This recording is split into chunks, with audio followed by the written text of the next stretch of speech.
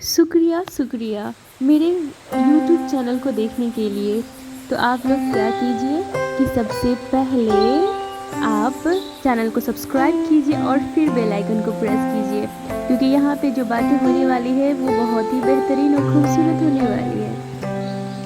तो आइए सबसे पहले स्टार्ट करते हैं आज का वीडियो का मेन थीम। ये वीडियो आपको जानकारी देगी 10 बहुत ही अच्छे सुविचार जो बाबा साहेब अम्बेडकर जी कहे थे।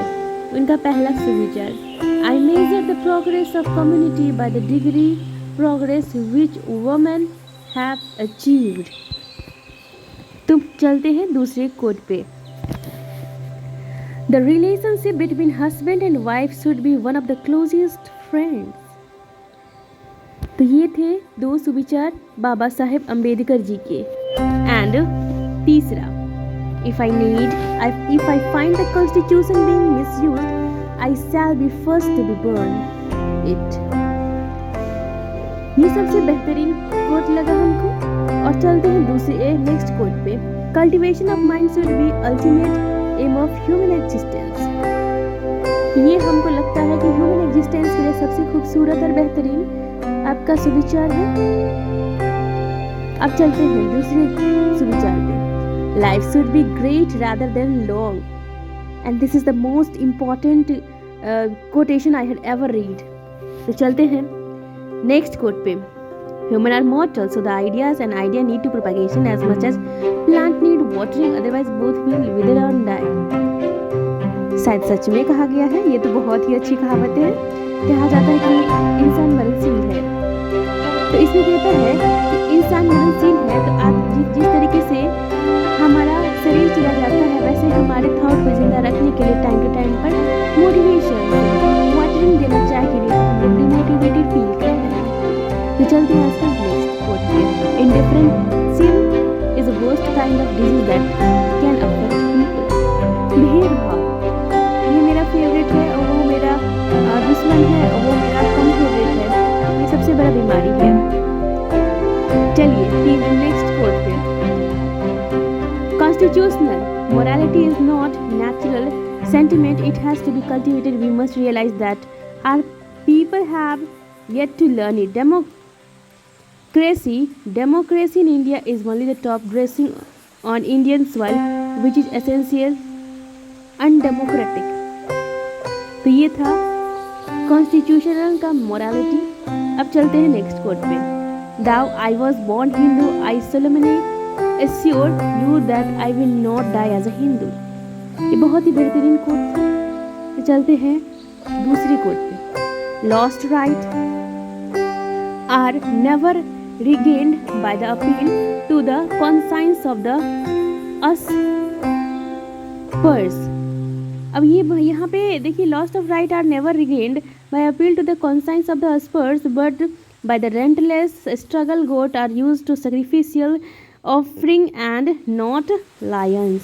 ठीक है, तो ये बहुत ही अच्छे कोट थे, आपको ज़िंदगी में फॉलो करने चाहिए। और जिनको लगता है कि बाबा साहेब अम्बेडकर जी ने दलित के लिए लड़के बहुत ही महान कार्य किए, तो वो जितनी भी जनता मेरे दर्शक हैं वो सारे कमेंट पे अपना राय विचार व्यक्त कीजिए कि आपको बाबा साहेब अम्बेडकर की कौन सी ऐसी स्ट्रगलिंग मूवमेंट जो आपका मोटिवेशनल थाउट है, मोटिवेशनल उनका कौन सी ऐसी एक्टिविटी जो आपका मोटिवेशनल थाउट है। ठीक है, इसको आप जल्दी से आप सब्सक्राइब कीजिए, शेयर कीजिए और लाइक कीजिए, क्योंकि बाबा साहेब अम्बेडकर से बढ़कर आज की दुनिया में कुछ भी नहीं है। वही है धर्म परिवर्तक, जो शिक्षा जगत के धर्म को परिवर्तित किए कि हम लोग जैसे दलित को भी अच्छे से अच्छे सब कुछ मिले, और हम लोग के खिलाफ जो है लड़ाई किए। तो मुझे ऐसे लगता है कि आज की जनरेशन में बाबा साहेब अम्बेडकर से बढ़ के कुछ है ही नहीं। शिक्षा है तो कल है, शिक्षा नहीं तो कल नहीं। सिर्फ और सिर्फ शिक्षा ही चाहिए, शिक्षा के बिना जीवन नहीं। और शिक्षा का मतलब ये नहीं होता है कि हम आप पुस्तक की ज्ञान से ही ली जाए शिक्षा। और सच तो ये भी बात है कि हर शिक्षा का माध्यम भी है पुस्तक ही होता है। चाहे हम खाना बनाने की कला सीखें, चाहे हम सिलाई करने की कला सीखें, तो सब चीज़ का सोर्स जो होता है वो पुस्तक को ही माना गया है। अगर हम किसी से वक्ता का भी ज्ञान सीखते हैं उसका जरिया भी होता है, पुस्तक ही होता है। तो पुस्तक को हम लोग शिक्षा का नाम से गलत चीज़ समझ लेते हैं कि साइन थीटा, कॉस थीटा और टेन थीटा को हम एजुकेशन बोलते हैं, और कहीं ना कहीं ये बच्चे को गलत ही धारणा पैदा करती है। और मेरा मानना तो ये है कि इस बच्चे को अपनी कला की प्रदर्शन करने के लिए उनको विभिन्न फील्ड में उनका अपना इंटरेस्ट को देख कर उनको अपना करियर बनाना चाहिए। और हाँ, शिक्षा का मतलब ही होता है कि माध्यम ही होता है पुस्तक, और शिक्षा हो सकता है कि आप रसोई की कला में बहुत ही अच्छे हो सकता है कि आप सिलाई की कला में बहुत अच्छे हो, चाहे कुछ भी हो, वो जरिया वो आपका माध्यम कुछ और भी हो सकता है, लेकिन इन सब के माध्यम में एक चीज़ कॉमन था, वो था शिक्षा। हर चीज़ के लिए शिक्षा ही उपयोगी है। जैसा आप देखो कि अगर हमको रसगुल्ला का बिजनेस करना है तो रसगुल्ला का रेसिपी भी हम आजकल देखते हैं पुस्तक से ही मिलता है। अगर किसी को डॉक्टर इंजीनियर बनना है, इन सब में कॉमन एक चीज़ आती है, पुस्तक ही हम लोग का जीवन को बदलता है। और पुस्तक कहीं ना कहीं अगर देखा जाए, अगर हमको कोई बताता है कि किसी चीज़ का रेसिपी बताता है या सिलाई कढ़ाई करने का गुण बताता है, तो हम उसकी बातों को अनसुना कर देते हैं। अगर वही चीज़ अगर लिख के देता है या वही चीज़ अगर किताब के माध्यम से पढ़ते हैं, तो उस चीज़ को हम बहुत फॉलो करते हैं, क्योंकि वो पुस्तक की लिखी गई बातें हैं। और मुझे ऐसा लगता है कि पुस्तक सबसे बड़ा जरिया है किसी भी ज़िंदगी को बदलने के लिए, और पुस्तक ही सर्वश्रेष्ठ है। पुस्तक ना हो तो ज़िंदगी अधूरा है। अगर हम किसी की ज़िंदगी की कहानी के बारे में पढ़ते हैं या कहानी सुनते हैं, तो बहुत सारे ऐसे भी प्रेमी हैं जो पुस्तक प्रेमी है। जैसे वो नॉवेल पढ़ते हैं, तो वो क्या पढ़ते हैं, नॉवेल में किसी की जीवनी पढ़ते हैं, उससे इंस्पायर होते हैं। तो सब चीज़ का जरिया शिक्षा ही है, और शिक्षा आता है पुस्तक से ही। पुस्तक एक माध्यम है जो शिक्षा को परिवर्तित करे और शिक्षा को ग्रहण करने का एक अच्छा मार्ग दिखाता है। शुक्रिया मेरे प्यारे भाइयों और बहनों। और चलिए आप चलते हैं, आज का इतना ही सेशन था। और आपको अगर ये वीडियो बहुत ही अच्छी लगी हो तो आप क्या कीजिए कि इसको शेयर कीजिए, सब्सक्राइब कीजिए और बेल आइकन को प्रेस कीजिए, और हर रोज़ मेरे चैनल पे जुड़े रहिए, ठीक है। और याद रखिएगा कि शिक्षा को मत भूलिएगा, पुस्तक प्रेमी बनिए। पुस्तक ही तो सब कुछ है, पुस्तक नहीं तो हम कहाँ।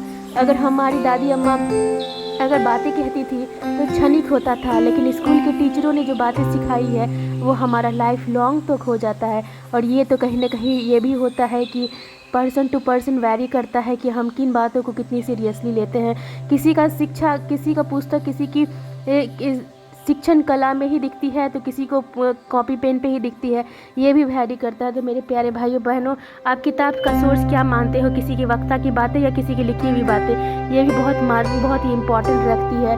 तो मेरे प्यारे भाइयों बहनों, आज के लिए बस इतना ही, और हम आपसे मिलेंगे नेक्स्ट वीडियो में कुछ बाबा साहेब अम्बेडकर के बारे में कुछ अच्छी और रोचक तथ्य को लेके। और तब तक के लिए आज इतना ही रहने देते हैं, और शुभ अलविदा।